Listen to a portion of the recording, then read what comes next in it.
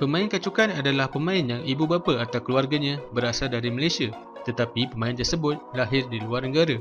Kini, pemain kacukan semakin mendapat tempat di kelab-kelab di Malaysia dan juga berpeluang bermain untuk negara.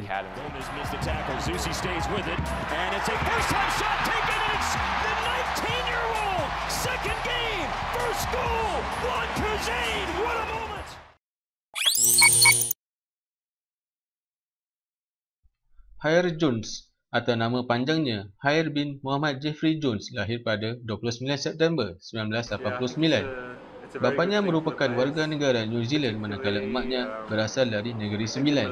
Pada awal usianya, Jones bersama ibu bapanya telah berpindah dan menetap di New Zealand.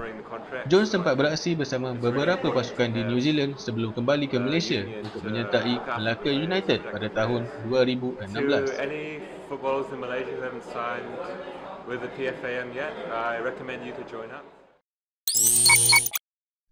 La Vera Lawrence Corbin Ong lahir pada 22 April 1961 di London, England.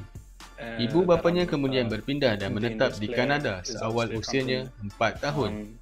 Corbin Ong memulakan karya profesionalnya sebagai pemain bola sepak ketika menyertai Vancouver Whitecaps yang bermain untuk Major League Soccer. Pada tahun 2018, Corbin Ong telah pulang ke Malaysia dan menyertai pasukan Johor Darul Ta'zim. Ignacio Naxo Insa Borrigues merupakan pemain kecukan Spanyol Sabah. Naxo merupakan produk Akademi Valencia dan pernah beraksi bersama beberapa kelab ternama dunia seperti Valencia, Villarreal dan Levante. Naxo kemudiannya menyertai JDT sebagai pemain tempatan pada tahun 2017. So I need a bit more time. Matthew Thomas Davis lahir pada 7 Februari 1965 di Perth, Australia. Bapanya merupakan warga negara Australia manakala emaknya pula berasal dari Sabah.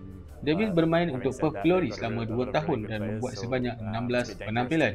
Pada tahun 2015, Davis telah pulang ke Malaysia dan menyertai Pahang FA sebagai pemain tempatan.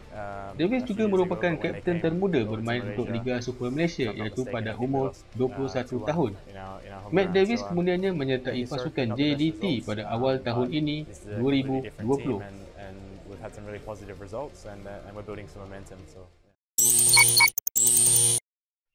Brandon Gan Seng Ling lahir pada 3 Jun 1988. Bapanya merupakan warga negara Malaysia manakala emaknya pula Australia. Brandon Gan membesar di Australia dan sempat bermain untuk beberapa pasukan di sana. Pada tahun 2012, Brandon Gan telah pulang ke Malaysia dan menyertai Sabah FA.